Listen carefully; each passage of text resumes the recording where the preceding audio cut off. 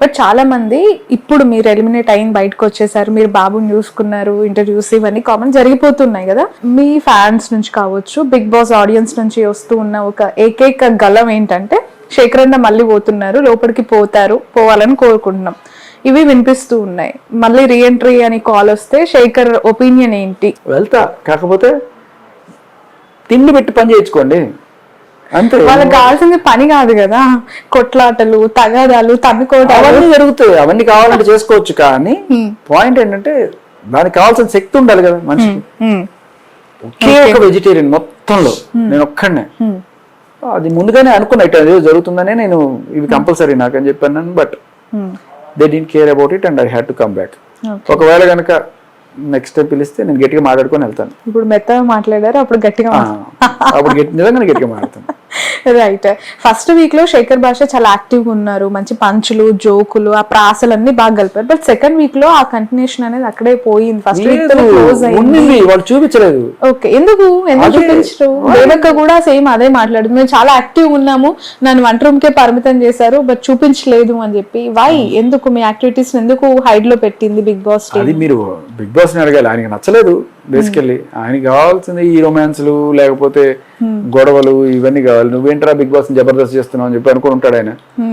So అందుకని చూపించుంటాడు. కేవలం romance చేసే వాళ్ళకే అది బాగా పనికొస్తుంది. అయితే ఆ కెమెరాస్ కి కనిపిస్తారా? ఏమో, ఎవరికైనా అది ఇంట్రెస్టింగ్ గా ఉంటుంది. ఇక్కడ ఏం జరుగుతుంది చూద్దాం, నచ్చకపోవచ్చు, కానీ ఏదో చేస్తున్నారా వీళ్ళు అని చెప్పి చూడాలని ఒక కుతూహలం ఉంటుంది జనాల్లో. అదే కావాలి మాకు.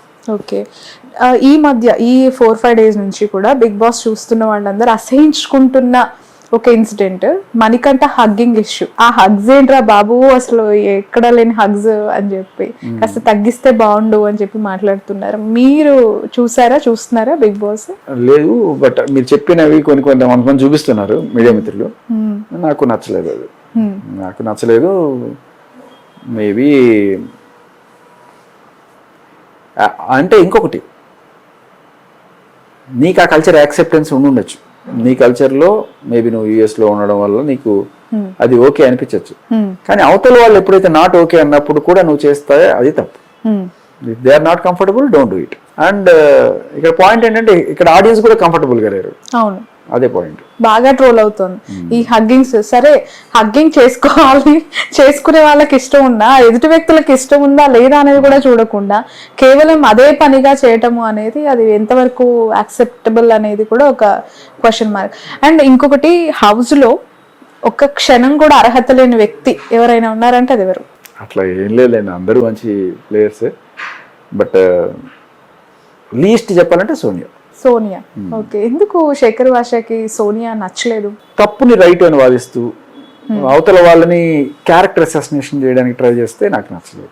ఆట ఆడుకో, దానికోసం హర్ట్ చేసి అవతల వాళ్ళని వాళ్ళ ఫ్యామిలీస్ గురించి మాట్లాడడము, అడల్టరేటెడ్, ఇట్లాంటివన్నీ నాట్ గుడ్, నాకు నచ్చలేదు. సో ఈ వారం మీ ఒపీనియన్ ప్రకారం ఎవరు ఎలిమినేట్ అవుతారు అని అనుకుంటున్నారు? పృథ్వీ కానీ అభయ్ కానీ. అభయ బాగానే ఆడుతున్నట్టున్నాడు కదా అభయ్ కూడా. తెలీదు, అంటే ఫ్యాన్ బేస్ ఎలా ఉంటుందో చూడాలి. ఈ బిగ్ బాస్ ని కొంచెం పక్కన పెడదాం. యాక్టివిస్ట్ శేఖర్ భాష నెక్స్ట్ ఏం చేయబోతున్నారు? యాక్టివిస్ట్ గా 1 రోజులు గ్యాప్ ఇవ్వండి అంతేనా? మళ్ళీ యుద్ధం షురూ చేయబోతున్నారా? ఏమో చూద్దాం, అది మన చేతిలో ఏ ఉండదు. అంతే, యుద్ధాన్ని వెతుక్కుంటే ఆయుధాలు అవే వస్తాయి. ఎలా ఉండింది రెస్పాన్స్? అది మీరు ఇంటర్వ్యూస్ చేస్తున్నప్పుడు రాజ్ తరుణ్ గారు మిమ్మల్ని స్టేజ్ పైకి పిలిచి అప్రిషియేట్ చేశారు కదా, మీకు ఆల్రెడీ ముందు పరిచయం లేరు అని అన్నారు తను, బట్ ఆ ఇన్సిడెంట్ తర్వాత వి బికేమ్ గుడ్ ఫ్రెండ్స్. ఇప్పటికీ ఫోన్ చేస్తే మాట్లాడుకుంటాం, ఆల్ ఈస్ గుడ్. ప్రస్తుతానికి ఏం పెద్ద నేను అదే అన్న ప్రాబ్లం ఉందంటే, నువ్వు ఫస్ట్ మీ బుడ్డడితో ఆడుకో, కంగారు ఏం లేదు, మేము చూసుకుంటున్నాం కదా అని చెప్పి అన్నాడు. సరే, థ్యాంక్స్ ఫర్ ద టైం అనుకున్నాను. శేఖర్ గారు, మీరు బయటకు వచ్చిన తర్వాత ఈ 3-4 days లో మీరు డెవలప్మెంట్స్ చూసుంటారు. Of course you are a news person too, celebrity too. Jani master కేసుకి సంబంధించి ఆల్రెడీ మీరు ఈ యంగ్స్టర్స్ తరపున, పురుషుల తరపున పోరాడుతూ ఉన్నారు కాబట్టి ఏం జరుగుందని మీరు అనుకుంటున్నారు? ఎస్పెషల్లీ మీకు ఎప్పుడైనా అసలు ఏ రకమైన అంటే బయట మీడియా మిత్రులు వాళ్ళు వీళ్ళు చెప్పిన ఇన్ఫర్మేషన్ తప్ప నా అంతటికి నేనుగా వీళ్ళు సంపాదించిన ఆధారాలు ఇంకా ఏమి లేవు దీనికి సంబంధించి. చూసింది విన్న దాని ప్రకారం నాకు ఫస్ట్ అనిపించింది ఏంటంటే, ఇన్నాళ్ళు లేని సడన్ గా ఇప్పుడే ఎందుకు పెట్టారు కేసు అనే క్వశ్చన్ కి ఆన్సర్ మీ దగ్గర ఏమన్నా ఉందా? ఉందా నాకు తెలియదు. ఆ క్వశ్చన్ ఎవరైనా అడుగుతున్నారా, అడగట్లేదా? ఇన్నాళ్ళు లేని సడన్ గా ఈ రోజే ఎందుకు? ఇది కామన్ అందరికీ వచ్చింది. ఇదే అమ్మాయి చాలా సార్లు వేదికల మీద ఆయన పొగుడుతూ మాట్లాడిన ఆయన మరి అప్పుడు లేని సడన్ గా ఈ రోజు ఎందుకు వచ్చింది అనేది నాకు వచ్చిన ఫస్ట్ క్వశ్చన్. అండ్ ఆ అమ్మాయి చాలా మంచి అమ్మాయినే విన్నాను నేను. ఇలా ఏదో డబ్బుల కోసమో ఇంకోసమో చేస్తున్నది కాదు. బట్ మేబీ ఆయన నుంచి విడిపోవడం కోసం చేస్తున్నదా అని ఒక డౌట్ పెట్టారు కొంతమంది. ఒకవేళ అదే నిజమైతే విడిపోవడానికి వేరే మార్గాలు చూసుకోవాలి తప్ప, ఇప్పుడు మనకి కలకత్తాలో జరిగింది అది అత్యాచారం, భయ, ఇలాంటి వాటిని మనం అత్యాచారాలు అంటున్నాం. బట్ రిలేషన్స్ లో ఆల్రెడీ చాలా రోజులు ఉండి సడన్ గా ఒక రోజున వచ్చి ఈ 376 ఇలా పెడుతున్నప్పుడు నాకు అదే అనిపిస్తుంది. అంటే అంత సీరియస్ గా ఇప్పుడు పోలీసులు తీసుకుంటున్నారా లేదా అనేది కూడా చూడాలి మనం.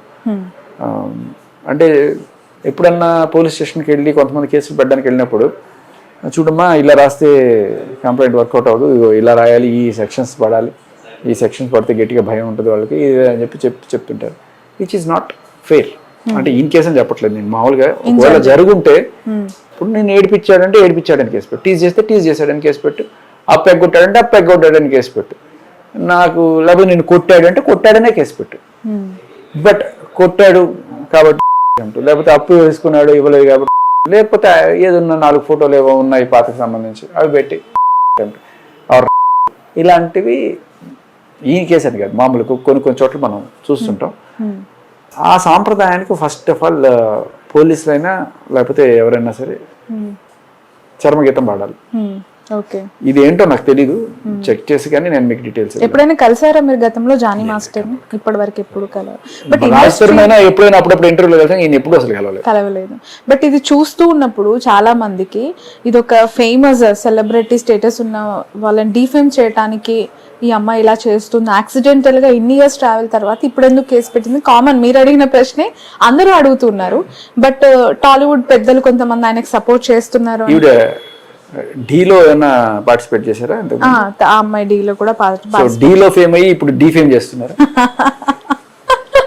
అదే జరుగుతుంది. చూడాలండి. నాకంటే ఆవిడ గురించి నేను మంచిగానే ఉన్నాను. అండ్ అలాగే జానీ మాస్టర్ గురించి కూడా నేను ఇప్పుడు ఏదన్నా కూడా ఏదన్నా వేరే రకమైన మనస్పర్ధలు ఉంటే దాని లీగల్ సిస్టమ్ ని ఇలా తప్పుగా వాడుకోవద్దు అనేది నా అభిప్రాయం. బట్ చూద్దాం ఏముందో నాకు తెలియదు, చూసి చెప్తాను. లైక్ మీరు ఏదైతే పోరాటం చేస్తున్నారో దీన్ని ఏమని పిలవాలి, ఏదైనా పేరు పెట్టండి. పెడదాం, మంచి పేరు పెడదాం. ఎందుకంటే రాస్తారు అయిపోయింది, నెక్స్ట్ జానీ మాస్టర్, ఆ తర్వాత ఇంకెంతమంది వస్తారు, వాళ్ళందరికీ ఒక నాయకుడు కావాలి కాబట్టి శేఖర్ గారే కదా. అండ్ వన్ మోర్, శేఖర్ కి భాష అని ఎందుకు వచ్చింది? అది ఊరికే రేడియో కోసం పెట్టిన పేరు. అంతేనా? శేఖర్ దాదా అని ఉండేది ఫస్ట్, స్టేషన్ మారాక ఆ పేరు క్యారీ చేయలేక నెక్స్ట్ వేరే ఎఫ్ఎంకి వచ్చినప్పుడు బిగ్ ఎఫ్ఎం లో శేఖర్ భాష అనమాట. ఓకే, మళ్ళీ ఎఫ్ఎం కి వెళ్ళబోతారు? ఆల్రెడీ స్టార్ట్ చేశారా షో? నిన్నటి నుంచే. ఓకే. అండ్ బేబక్కకి సంబంధించి మీ ఎలిమినేషన్ లా తనది కూడా అయ్యో 1 వీకే ఉంది, తనని ఇంకా ఉంచాల్సింది, అన్ఫేర్ గా జరిగింది ఎలిమినేషన్ అని. ఫైనల్లీ మీ ఒపీనియన్ ఏంటి? తను బాగా ఆడేదే ఉండుంటే, లేదంటే? ఖచ్చితంగా ఆడేదే, బట్ ఏదో ఒక చట్టంలోకి వెళ్ళిపోయింది ఆవిడ, ఒక గట్టిగా స్ట్రాంగ్ గా ఉండాలి అని చెప్పి. సో ఫుడ్ విషయం కదా కొంతమంది ఇబ్బంది పడ్డారు. బట్ సోనియా లాంటి వాళ్ళు వాటిని అడ్వాంటేజ్గా తీసుకుని అది జరిగిపోయింది, రెస్పాన్సిబిలిటీ లేదు, ఇలాంటివన్నీ వేయడం ట్రై చేసింది. సో మొత్తానికి పాపం ఆవిడని అందరికీ సేవ చేసి వెళ్ళిపోయింది. ఆమ్లెట్లు వేసి పెట్టి, దోశలు వేసి పెట్టి, ఫైనల్ గా నామినేషన్ వేయించుకొని ఆవిడ అట్లేస్తే వీళ్ళు తిట్లేసారు. ఇలాంటివి అన్ని కోరుకున్నారు పాపం చాలా మంది. ఆవిడ అట్లేస్తే వీళ్ళు తిట్లేసారు, మొత్తానికి శేఖర్ భాష లేరు నవ్వించడానికి అని చెప్పి చాలా మంది ఫీల్ అవుతున్నారు. సో ఇకపై మిమ్మల్ని వినాల్సిందే, మేము చూడలేమా? అయ్యో చూడడానికి ఏముందండి, ఈ వేదిక కాకపోయినా వేరే వేదికలు ఖచ్చితంగా నాకు తెలిసి దొరకచ్చు, దొరికితే చేద్దాం. ఓకే.